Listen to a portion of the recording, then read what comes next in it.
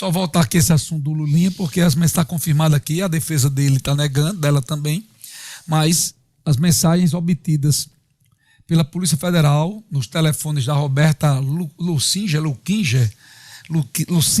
né, a lobista amiga de Lulinha, mostra que não era amizade pessoal, era negócios, tinha tratativas de negócios diretas e muito lobby envolvendo o governo federal. Tá? As investigações da Polícia Federal apontam que Lulinha tinha conhecimento das atividades dela, além de comentar, coordenar e participar de agendas com os integrantes, abrindo portas do Palácio do Planalto para ela e ela abrindo para o caráter do INSS. Em uma das conversas, em 22 de março de 2024, Roberta afirma a Lulinha que ambos trabalham em um nível diferenciado e projeta o futuro deles na Suíça. O filho do presidente Lulinha relata sua participação em reuniões com Marco Aurélio Santana Ribeiro Marcola, número 2 do Gabinete Civil de Lula, né? E com Sanderberg Barbosa, o Berger, que inclusive é potiguar, secretário executivo do Ministério da Saúde. À época, ambos despacharam com Marcola e com Berger na antessala da presidência, Luiz Henrique. A Roberta era recebida com pompas e circunstâncias. Tem um ponto importante, BG, que a gente precisa lembrar sempre. São 3 os inquéritos policiais. Só um repasse do caráter do INSS, R$1,5 milhão para ela. São 3 os inquéritos que envolvem o filho do presidente da República. Um tem a ver com o INSS, o outro tem a ver com tráfico de influência e o terceiro eu não me recordo qual é o objeto. Mas é importante lembrar que são 3, eu repito, 3 inquéritos policiais. Nessa hora, como cidadão, eu espero que a Polícia Federal faça o seu trabalho e que ao final apresente se há ou não um indício de culpabilidade para que isso se torne uma ação judicial. Se isso vai ocorrer durante a campanha eleitoral, é a pergunta que não quer calar, e se isso tem algum desdobramento na grande mídia, porque às vezes eu percebo que a dosagem das tintas no que diz respeito a investigação e as reportagens em relação ao primogênito do presidente da República sempre são um tanto quanto diferenciadas, comparando com outros primogênitos que nós temos aqui de outras lideranças políticas. BG, quem está na FEComércio hoje é o candidato Alisson. Ele foi perguntado agora há pouco se é a favor ou não da venda da Caerne. E a resposta, segundo aqui a pessoa que me passou, ele ficou ali num 8 e não respondeu. Essa é uma pergunta que também não quer calar, BG e Renato. Eu quero ver quem é o candidato que vai à praça pública dizer que vende ou não vende a Caerne. Infelizmente... Todos vão titubear. Infelizmente, nenhum vai dizer que privatiza a Caerne. Infelizmente. Mas todos vão precisar privatizar. Alisson hoje já fugiu pela tangente, não respondeu. Acho que Álvaro Dias também vai fazer a mesma coisa, infelizmente. E Carlos Eduardo Xavier, se pudesse, ainda botava mais uns 500 companheiros lá dentro. Interessante, né? Mas é aquela coisa, o remédio amargo, né? Quem é que vai tratar de remédio amargo agora na campanha de notícia que pode prejudicar, mais atrapalhar? É melhor vender os sonhos. É por isso que a gente vê campanhas. Rio Grande do Norte parece o melhor estado do Brasil. Aqueles números da educação parece que tinham mudado. Você pode ser reprovado em 6 matérias e aí melhoramos no IDEB, saímos das últimas posições e estamos ali no meio do bolo, né?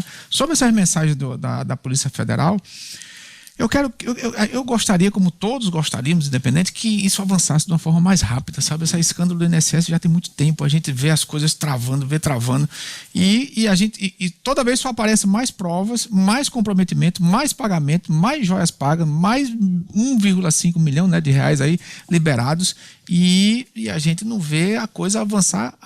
Está avançando, mas está no ritmo mais lento. Parece que é um freio de mão puxado ali na Polícia Federal. Avança porque tem que avançar, mas o freio de mão fica meio que puxado. Tomara que eu esteja errado. Olha, o governo americano avalia novas sanções contra o ministro Alexandre de Moraes, segundo o jornal Financial Times. A possibilidade ocorre em meio à deterioração das relações diplomáticas entre Brasil e Estados Unidos. Outro fato considerado é o caso da autorização por ele da quebra de sigilo numa fonte contra o jornalista Maranhão e contra a sua fonte na semana passada. É Luiz Henrique e Renato Bahia. Essa questão da quebra da fonte, que é um princípio constitucional... Só um detalhe que a Justiça decretou o fim da greve dos educadores em Natal, tá? Mas não adianta nada, não. Eles dizem que não vão parar a greve, não. Certamente deve ter imposição de multa e vamos aguardar as próximas horas e as orientações jurídicas dos advogados aí do sindicato ou não. Olha, eu acho que sanção internacional contra a autoridade brasileira leva o conflito para outro patamar. Isso aí é um ponto. Eu discordo veementemente da decisão do Supremo Tribunal Federal. Lamento profundamente como cidadão. O que nós assistimos há cerca de 2 semanas, ele faz a gente desacreditar ainda mais, porque a gente está falando aqui de abertura de sigilo de fonte. Isso me parece muito assim, casos de um Estado, sabe, totalitário, sabe, aqueles déspotas esclarecidos. Eu lamento profundamente. Por quê? Porque havia ali uma investigação contra um ministro do Supremo Tribunal Federal. E isso é lamentável. Agora, até aí, as sanções de um governo americano como o governo de Trump, esse é um outro assunto, sabe? Eu vejo ali Trump com uma relação com o Brasil, acho que isso tem querendo influenciar de alguma forma a eleição brasileira e eleva o conflito entre os 2 países para um outro patamar, que lamento, porque no meio entre Trump e Lula, que são 2 verborrágicos e populistas do século XXI, existe aí pelo menos, existe não, 500 milhão de pessoas vivem nos 2 países. A gente está saindo da esfera da censura, que a gente já viu, que a gente está vendo aí a liberdade de expressão, que é um dos principais pilares da democracia e que o governo e que os Estados Unidos todo defende, a população americana defende. E a gente está vendo seguidas vezes Alexandre de Moraes entrar nessa esfera de censura, do sigilo da fonte, de quebrar o sigilo da fonte, está inclusive na nossa Constituição especificado. Só que a nossa Constituição, por Alexandre de Moraes, já foi revisada inúmeras vezes e cabe a interpretação dele, né? Então, e a gente está passando por um ponto de uma certa perseguição a um jornalista que fez uma denúncia de que um carro estava sendo utilizado pela família do ministro Flávio Dino, e aí esqueceu essa denúncia. Não, pelo fato dele ter feito a denúncia, está havendo aí a perseguição, entrou no inquérito das fake news, entrou de atentado à democracia. Flávio Dino não vai se considerar com suspeição e a informação que a gente tem é que estão querendo mandar para a primeira turma, né, do STF, que lá está Flávio Dino, está Alexandre de Moraes, está Zanin, se eu não me engano. Então é ali que se resolve. E aí os Estados Unidos estão observando isso, mas principalmente com relação à questão da censura, com relação à questão da liberdade de expressão e você quebrar a fonte e depois o sigilo da fonte e agora investigar a fonte. E aí dizer assim, não, porque é adversário político de Flávio Dino. Cara, o cara é ministro do Supremo. Ele tem que ter adversário político? Eu não sei, vai perder que cargo? Ele vai ficar lá até os 75 anos. Mas só um minutinho. Porque antes dele ser ministro do Supremo, ele era político. Sim. Peraí, não, calma.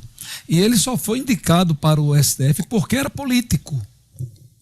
Então esse cidadão não nasceu ontem com conhecimento das galáxias jurídicas e virou ministro do STF porque passou em concurso, não. Entendeu? Isso é um câncer que está corroindo a democracia do Brasil. Essa questão de indicações para o judiciário por político. E o argumento da defesa... Antes de ser político, ele tem uma carreira pública, né? Isso. Ele foi juiz, né, no passado. Isso.